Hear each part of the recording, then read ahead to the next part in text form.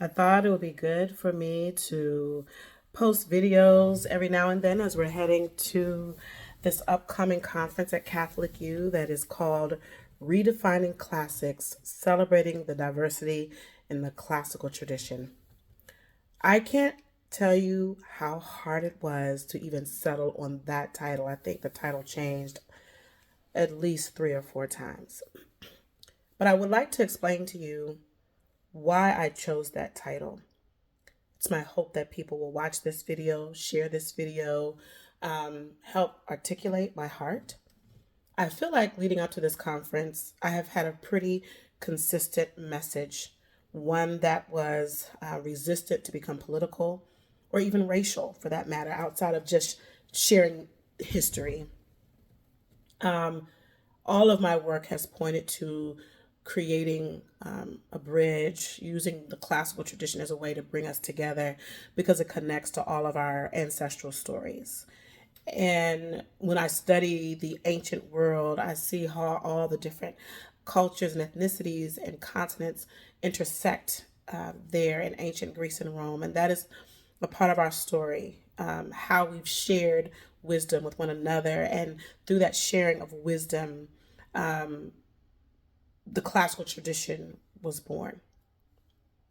I worry though, like coming up to this conference, on the one hand, I'm excited, but I also have a lot of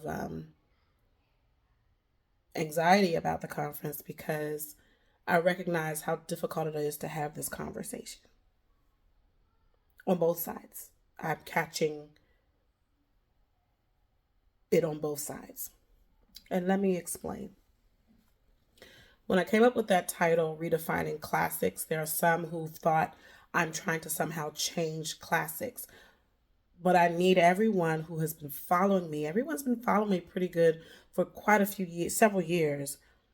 I have been very clear that I don't believe classics itself should change outside of making sure that we are elevating those voices that truly are engaged with the great conversation. They are, even if they're a brown person or from another country, or no matter who they are, if they are referencing Aristotle, Plato, and that tradition, for example, is somehow inspiring their work, they should be allowed to engage in the great conversation. When I think of classics, I think of that as kind of like the origin. We have to make sure we understand what that is because we live in a world right now where a lot of people's definition is wrong. And that's not about the literature, the books. It's not about that. It's about what has happened to our minds as a result of the racism in the world and in America. Our definition is wrong. There are some who believe that classics is about all of the greatness and wisdom that only came out of ancient Greece and Rome, and that ancient Greece and Rome created all the wisdom that we know and created all of the knowledge and art and beauty and goodness and truth and virtue that we know, that it only came from Rome, almost as if Rome was the beginning of man, of humanity. There are people that really believe that. And that's an incorrect definition. I actually do believe a lot of greatness came out of Rome. I've spoken quite profusely about how Rome gave us a universal language so that all of our stories can be preserved as we engage in conversation with the classical tradition. I have talked about how our democracy is modeled after those ancient democracies. I have listed ways that Rome has given us these gifts to make us who we are. But some people want to stop there and make it seem as if that's where everything started. But that's not the truth. And that's not me trying to make everything about Black people. It's just not true. That is a wrong definition. And where do I get that knowledge from? From classics themselves. From the literature. I read and they will say, we got this knowledge from. But a lot of times we read classic literature and we skip over those phrases. But they are telling us. Herodotus tells you about Ethiopia. Socrates tells you about the Egyptians and what they've brought, what wisdom they've brought. Euclid will tell you how the Egyptians gave him an understanding of geometry. Pythagoras tells you. They all tell you. Plutarch has written a beautiful book on Osiris and Isis, which is a beautiful book that talks about Egyptian history and culture and their worship of those gods and goddesses.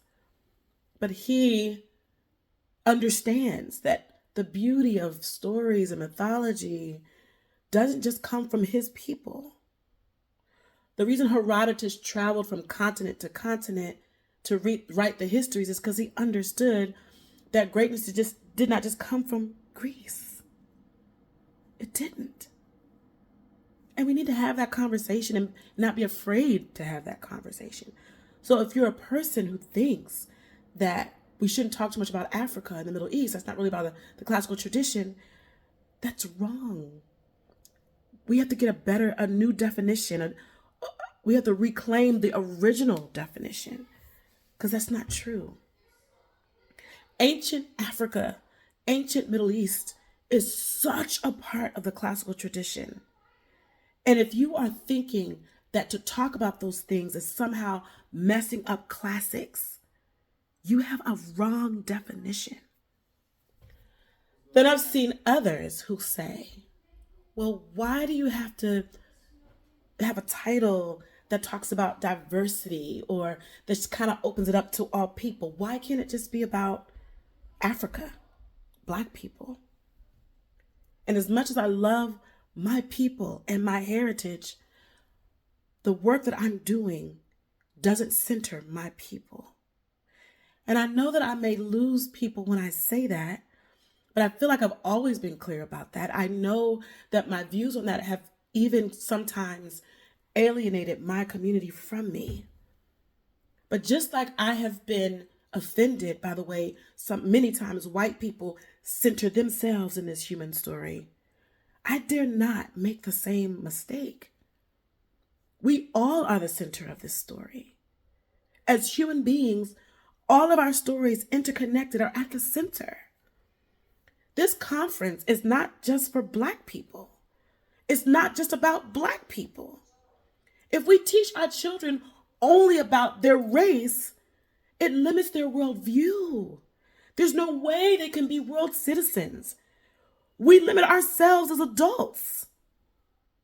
We are not meant to be segregated. So if you're thinking, you're a scholar, and you're thinking classics should be more about Africa than anybody else, that definition is wrong too. And I know that's hard, right? Because I read old ancient texts and I see the greatness of the African civilizations and I see what they brought into the human story. And I see how everything we know today came out of that. From early Christianity to geometry, to math, to science, to medicine. I know that. But at the same time, I can read all of the literature and see that Rome was great. Greece was great. The African civilizations were great. The Middle East was great. We all were great. So when I say redefining classics, I'm asking us to let go of the definition that we have now that actually divides us, and to embrace its original meaning, because we've lost it, and to embrace that original meaning where all of these continents, where the time where Herodotus didn't mind crossing from continent to continent to learn more about other people. I want us to go back to that definition and get rid of the one we've held on to. Get rid of that and redefine it based on what it was originally supposed to be. That original definition is why my ancestors connected to it. They understood that it wasn't racist. It wasn't conservative. It wasn't political. It wasn't divisive. It was just human knowledge there for us to find out who we are. When I say celebrating the diversity in the classical tradition, I mean what it says. It was very important that I had a title that was very clear on what I meant. If I said the word universal, people might not quite understand what that means. Before the word diversity became hijacked in these tense times, it had a meaning, and it meant that everyone is welcome. Today, a lot of people think diversity means it's all about Black people. I've actually reviewed curriculum where people have said, we've tried to create a diverse curriculum and they only told Black history. Didn't tell Native history, Jewish history, Muslim history, Arab history, nobody's history but Black people. And as much as I love my people, I know that Latino people might be in that class. Where's their history? I don't mean that. That's not what I mean by diversity. It's why I didn't say anything about inclusion or equity. I just used the word diversity. So it has this original connotation. And to me, diversity means we all are welcome. All of our stories are welcome. That all of our stories can be found in the text. So there's a diversity in the text. When we read about the Trojan War and hear about Memnon and the Ethiopians fighting in the Trojan War, that is something we all need to know. When we read about Terence the African and his plays written in ancient Rome as an Ethiopian man, now used in early American textbooks, that's all of our story. That is diversity to me. And I know that when you see the word diversity, everyone will know exactly what I mean. Diversity doesn't mean that we stop talking about the European story. It doesn't mean that we stop talking about America and its founding. That's not what it means to me. It means that as we talk about America and its founding, or as we talk about Europe, we recognize that we are all connected to it and they are connected to us. So that is what I mean by redefining classics. We've got to get away from this definition that continues to plague this field so that still these conferences hardly have any diversity in it because people don't feel like it's for them or about them or connected to them. And that's not true.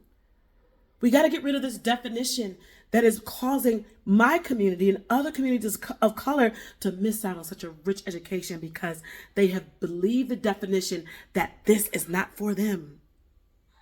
Instead, we come together, no matter how you vote, no matter what you look like, what culture you're from, what you believe, no matter who you are. We come together around this common literacy called classics, which led to the classical tradition. And we welcome diverse people, mindsets, beliefs, shades of skin, ethnicity, cultures, heritages. Everyone is welcome.